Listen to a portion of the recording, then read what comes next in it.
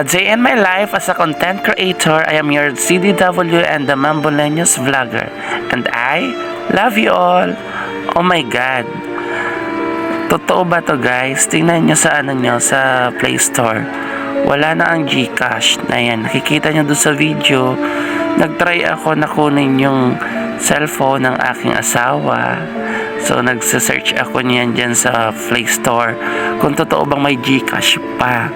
Yun nga, nagtry ako. Yan, in-open ko yung Play Store.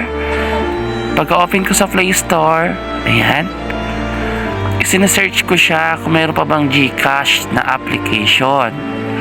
So, sad to say, nung na-search ko siya, talagang wala na siya guys. I-check nyo, try nyo sa cellphone niyo kung totoo ito. Goodbye na ba talaga GCash?